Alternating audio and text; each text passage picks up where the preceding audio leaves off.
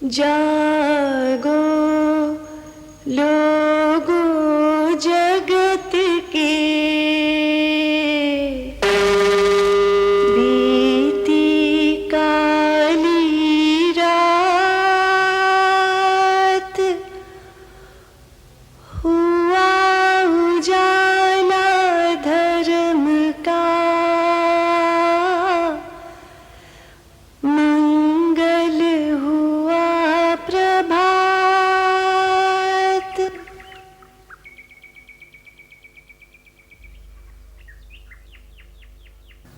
अध्यात्म के सर्वोच्च शिखर तक पहुंचने की यात्रा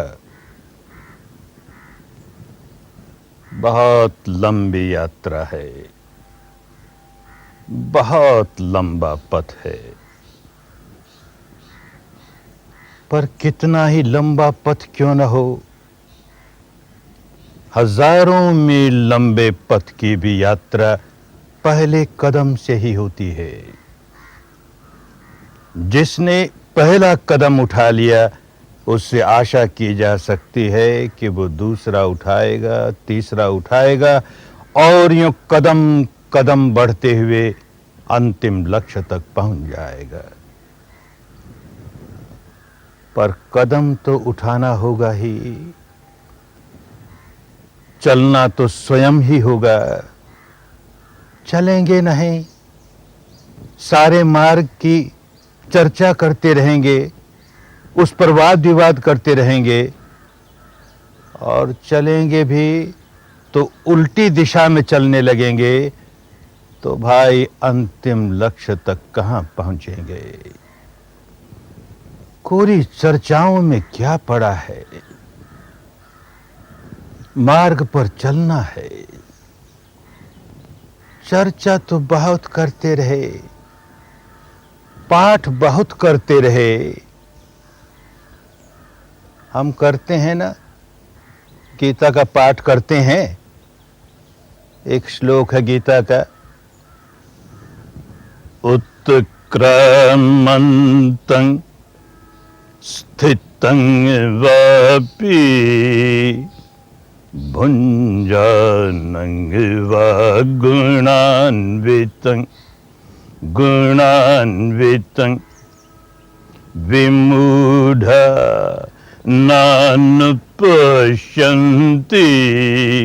पश्यन्ति ज्ञानचक्षुषः।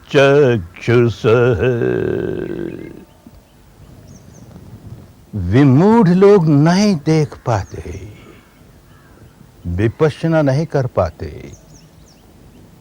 विपश्यना करते हैं तो ज्ञान के चक्षु खुलते हैं, और ज्ञान के चक्षु खुलते हैं तो ही विपश्यना करते हैं। क्या विपश्यना करते हैं? भीतर की सच्चाई का दर्शन करना शुरू कर देते हैं। उत्क्रामंतं, हमारे मानस के 4 खंडों में से पहले खंड ने अपना सिर उठाया, कुछ हुआ, इंद्रिय के किसी दरवाजे पर कुछ खटपट हुआ, इतने में स्थितं, मानस का दूसरा खंड रुकता है, पहचानता है, मूल्यांकन करता है। इतने में संवेदनाएं चलने लगती हैं, सुखद होती हैं, दुखद होती हैं, तो उसका सुख भोगने लगता है, दुख भोगने लगता है। भुंजानं, और जैसे ही भोगता भाव से भोगने लगा कि राग जगाने लगा, द्वेष जगाने लगा, तो गुणान्वितं लगा बंधने। अरे भाई, इस सच्चाई को अपनी अनुभूतियों पर नहीं उतारेंगे तो अपना कल्याण कैसे करेंगे? केवल पाठ करने से कुछ नहीं होता। भगवान महावीर की वाणी का पाठ करते हैं, आयत चक्षु लोक विपस्सी। लोग कहते थे काया को उन दिनों की भाषा में, जो अपनी काया के भीतर विपश्यना करने लगा। आयत चक्षु, उसे चक्षु प्राप्त हो गए, अंतर चक्षु प्राप्त हो गए, ज्ञान के चक्षु प्राप्त हो गए, प्रज्ञा के चक्षु प्राप्त हो गए। विपश्यना करे तो प्राप्त होना, कोरे पाठ करने से क्या होता है? आज के 2500 वर्ष पूर्व भी यही हालत थी। पाठ चलते थे।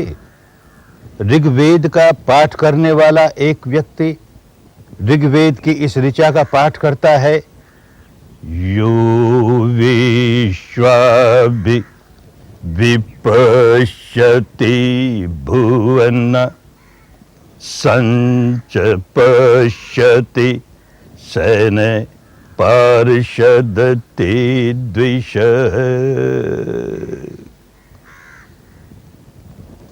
यो विश्वाभिविपश्यति भुवन, जो विपश्यना करता है, इस क्षण के सच्चाई के प्रति सजग होकर के अपने भीतर विपश्यना करता है, सम्यक रूप से करता है, वह सारे द्वेषों से पार हो जाता है।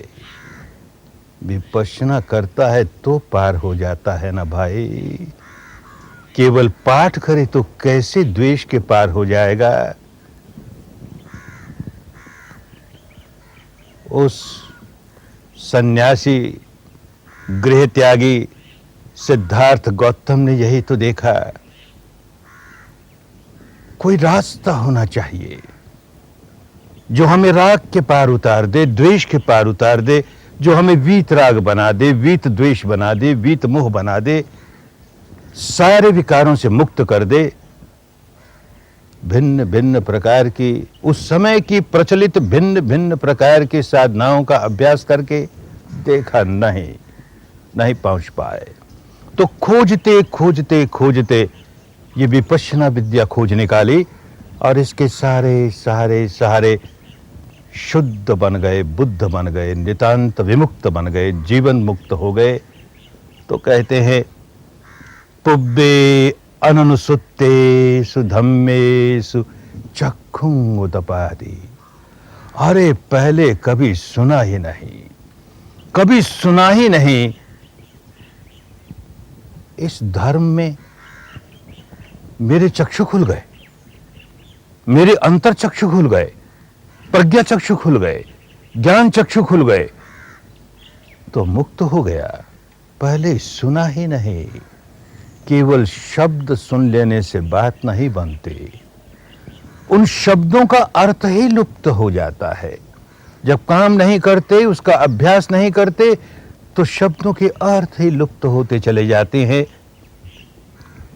सचमुच अंतर प्रज्ञा जागे, सचमुच अंतर चक्षु जागे, तो भीतर की सच्चाइयों को यथाभूत देखना शुरू कर दे। यह शरीर और चित्त का प्रपंच कैसे काम करता है, किस प्रकार एक दूसरे को प्रभावित करता है। परमाणुओं के पुंज उत्पन्न होते हैं, नष्ट होते हैं, उत्पन्न होते हैं, नष्ट होते हैं। चित्त प्रतिक्षण उत्पन्न होता है, नष्ट होता है, उत्पन्न होता है, नष्ट होता है। और कैसे एक से दूसरा प्रभावित होता है, ये सारा प्रपंच भीतर का देखने लगे तो सारा रहस्य खुल जाए, कुदरत का सारा रहस्य खुल जाए। क्यों विकार जागते हैं, कैसे विकार जागते हैं, अरे कैसे उनका संवर्धन होता है, कैसे उन्हें रोका जा सकता है, कैसे उन्हें निकालते नितांत विमुक्त अवस्था प्राप्त की जा सकती है। ये जो ऊपर का चित्त है, जिसे उन दिनों की भाषा में परित चित्त कहा, परिमित चित्त, छोटा सा चित्त, जिसे आज के पश्चिम के वैज्ञानिक कहते हैं कॉन्शियस माइंड, बड़ा छोटा सा माइंड, और बाकी सारा का सारा हाफ कॉन्शियस, अनकॉन्शियस। और इन दोनों के बीच में बहुत मोटी दीवार पड़ी है। जिसे कॉन्शियस माइंड कहते हैं, उसे पता तक नहीं कि भीतर क्या हो रहा है, भीतर ही भीतर कितना प्रपंच चल रहा है, भीतर ही भीतर कैसे विकार जाग रहे हैं, उनका संवर्धन हो रहा है। ये सारा प्रपंच पता ही नहीं लगता। विपश्यना का काम आरंभ करते हैं तो ये दीवार टूटती है। जिसे कॉन्शियस माइंड कहते हैं, चेतन चित्त कहते हैं, दीवार टूटती है उसके आगे की और सारा का सारा चेतन हो जाता है। भीतर तक कुछ भी अचेतन नहीं रहता।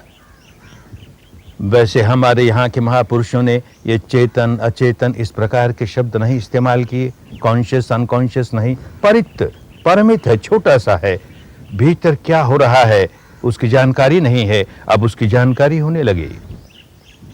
क्या हो रहा है? जब जानकारी नहीं है तो भीतर ही भीतर संवेदनाओं की अनुभूति हो रही है। प्रत्येक क्षण जहां जहां जीवन है, प्रत्येक क्षण वहां कोई न कोई संवेदना हो रही है, कण कण में, अणु अणु में संवेदना हो रही है। ये बेचारा ऊपर ऊपर का चित्त जाने ही नहीं क्या हो रहा है। दीवार टूटती है तो एक एक अणु की संवेदना महसूस होने लगती है, उत्पन्न हो रहा है, नष्ट हो रहा है, उत्पन्न हो रहा है, नष्ट हो रहा है। अरे अनित्य है, अनित्य है, नश्वर है, भंगुर है। इसे अनुभूतियों से जानते जानते जानते यात्रा हमें सारे अनित्य अवस्थाओं में से गुजरते हुए उस नित्य शाश्वत ध्रुव तक पहुंचाने की यात्रा है। अनित्य के रास्ते से नहीं गुजरेंगे तो न जाने कौन सी अनित्य की अवस्था हमें पकड़ के रह जाएगी, और इस भ्रांति में, इस भ्रम में कि बस नित्य प्राप्त हो गया, शाश्वत प्राप्त हो गया, ध्रुव प्राप्त हो गया, धोखे में रह जाएंगे। तो सारी की सारी स्थूल से स्थूल अवस्थाओं से लेकर सूक्ष्म से सूक्ष्म, सूक्ष्म से सूक्ष्म जो जो अनित्य का क्षेत्र है, शरीर और चित्र का क्षेत्र है, सारी इंद्रियों का क्षेत्र है, उस सारे क्षेत्र का अनुसंधान करना है। होता जाएगा, अनित्य है, अनित्य है, अनित्य है, तरंगे ही तरंगे, बुदबुदे ही बुदबुदे, इतना ही सूक्ष्म, इतने ही सूक्ष्म। एक अवस्था आएगी, एक स्थान पर केवल मुट्ठी के जितनी जगह ऐसी है कि लगता है यहां तो कोई उत्पाद व्यय नहीं हो रहा, अरे कहीं ये तो ध्रुव नहीं, तो किया जाएगा विपश्यना, प्रज्ञा का अभ्यास किया जाएगा। प्रज्ञा का काम यही है, छेदन करती है, भेदन करती है, टुकड़े टुकड़े करती है, विभाजन करती है, विघटन करती है। तो टुकड़े होते होते होते वो जो मुट्ठी के जितनी बड़ी जगह थी, टूटते टूटते एक अंगुष्ठ प्रमाण, अंगूठे की जितनी जगह रह गई, और फिर उसका भी भेदन हो रहा है, छेदन हो रहा है, भेदन हो रहा है, छेदन हो रहा है, एक तिल के समान जगह रह गई। कहीं ये तो नित्य नहीं, ये तो शाश्वत नहीं, देखे जा रहा है, देखे जा रहा है प्रज्ञा द्वारा उसको, तो बिंधन हो रहा है, छेदन हो रहा है, भेदन हो रहा है। अरे टूटा वो भी, तो छिंदती हृदय ग्रंथि भिंदंती सर्व संशय, सारे संशय दूर हो गए। ये सारे अनित्य के क्षेत्र में कैसी भ्रांति पैदा कर रखी, ये नित्य है, ये नित्य है, ये नित्य है। अरे नहीं नित्य है, शरीर और चित्त के परे की अवस्था है, सारी इंद्रियों के परे की अवस्था है, जहां इंद्रियां काम करने बिल्कुल बंद कर देगी, उस इंद्रियातीत अवस्था को नित्य शाश्वत ध्रुव ये कह सकते हैं।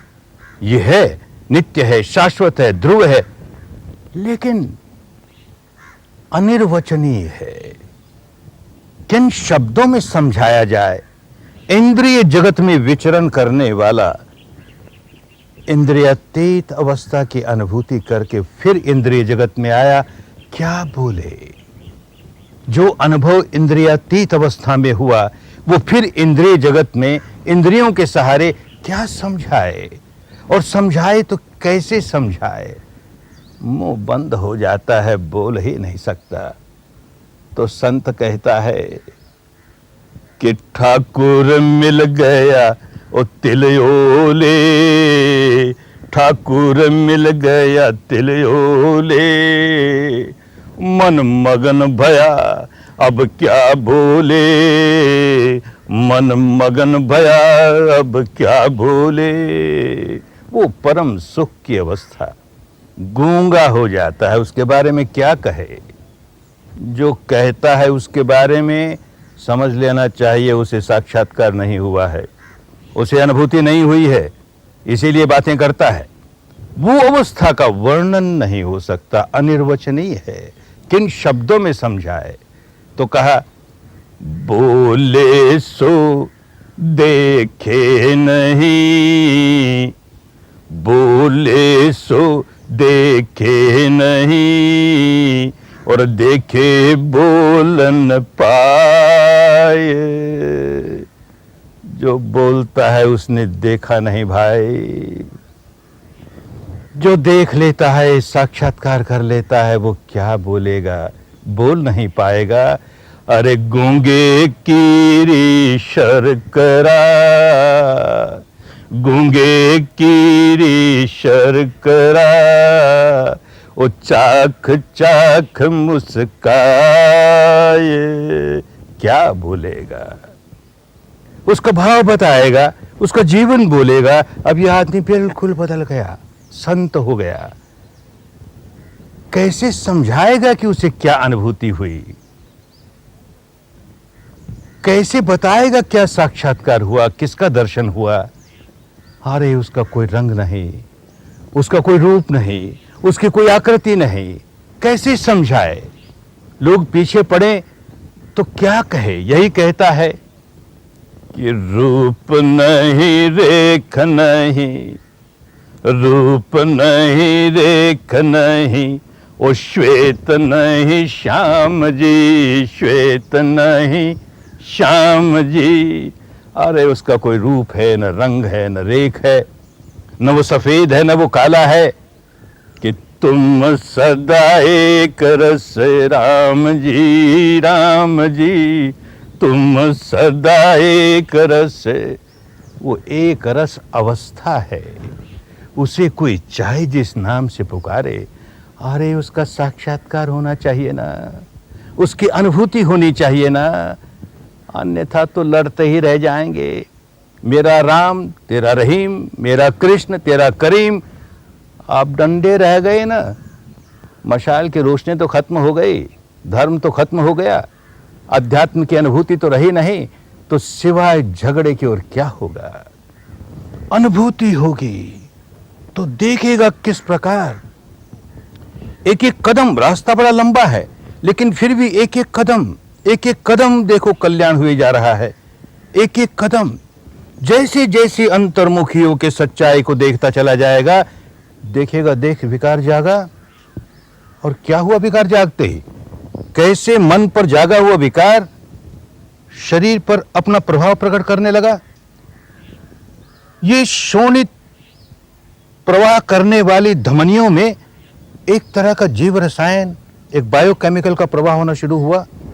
क्रोध जागा तो एक तरह का बायोकेमिकल, उन दिनों की भाषा में उसे आश्रव कहते थे। आश्रव का माने बहाव, और आश्रव का माने नशा भी। एक बहाव बहने लगा, क्रोध जगा, एक रसायन का बहाव बहने लगा, आश्रव बहने लगा। बड़ा दुखदाई, बड़ा कष्टदायी। और क्योंकि बड़ा कष्टदायी है, ऐसा बहाव बहा कि क्रोध और ज्यादा तेज हुआ, क्रोध और तेज हुआ, आश्रव और तेज हुआ, आश्रव और तेज हुआ, क्रोध और तेज हुआ। अरे विष सर्कल, दुष्चक्र ही दुष्चक्र, व्याकुलता ही व्याकुलता। ठीक इसी प्रकार वासना जगाई तो उस वासना के अनुसार एक रसायन बहने लगा। वो रसायन बहने लगा, वासना बढ़ने लगी, वासना बढ़ने लगी, रसायन बढ़ने लगा। अरे दुष्चक्र ही दुष्चक्र। गहराइयों से जाकर के ये विद्या प्राप्त हो जाए तो इस चक्र को तोड़ दिया जाता है। विकार तो जागा, हमारी नासमझी से जागा, पर जागा। और अब देखिए बहाव बहने लगा और उसकी एक प्रकार की संवेदना होने लगी। अब इसे हम साक्षी भाव से देखते हैं, हम नहीं प्रतिक्रिया करते, हम इसकी वजह से नया विकार नहीं जगाते, बस रोक लगने लगी। इस रोक लगाने में जितना जितना सफल हुआ, उतना उतना विकारों के निष्कासन में सफल हो गया। स्वभाव बदलने लगा, प्रकृति बदलने लगी, तो आदमी बदलने लगा, उसका जीवन बदलने लगा। ये काम स्वयं करना पड़ता है ना भाई। दो शब्द विपश्यना के पुराने साहित्य में, दो शब्द आते हैं, नति गति। नति कहते हैं झुकाव को, किस ओर झुकाव हुआ, और गति कहते हैं उस ओर चलायमान हो गया। तो हमारे चित्त ने प्रतिक्रिया की, क्रोध की प्रतिक्रिया की, तो उस ओर झुकाव हो गया, क्रोध की ओर झुकाव हो गया, अब उसी ओर गति जा रही है। अब बार बार क्रोध करता है, बार बार क्रोध करता है और अपने को व्याकुल बनाया जा रहा है, बनाया जा रहा है। लोभ की नति उस ओर झुका हुआ, कि राग की नति, कि वासना की नति, कि भय की नति, किस ओर झुका हुआ? जिस ओर झुका हुआ उस ओर गति चल पड़ी। नति गति नति गति। अरे हम मालिक हैं अपने। अत्ता ही यत्तनो नाथ हो, अत्ता ही यत्तनो गति। यह नति हमने बनाई ना, तो गति हम नहीं बनाई ना समझी से बनाई तो अवनति ही अवनति, ना समझी से बनाई तो दुर्गति ही दुर्गति, समझदारी से बनाई तो सदगति ही सदगति, उन्नति ही उन्नति। हम मालिक हैं भाई। चलें तो धर्म के रास्ते, शील का पालन करें, कल्याण ही कल्याण। समाधि का पालन करें, कल्याण ही कल्याण। प्रज्ञा का पालन करें, कल्याण ही कल्याण। धर्म के रास्ते में कल्याण ही कल्याण। विपश्यना के रास्ते में एक एक कदम कल्याणकारी, खोते कुछ भी नहीं। बड़ा मंगल, बड़ा कल्याण। धर्म में मंगल ही मंगल, कल्याण ही कल्याण। मंगल ही मंगल, कल्याण ही कल्याण। आदि माही कल्याण है,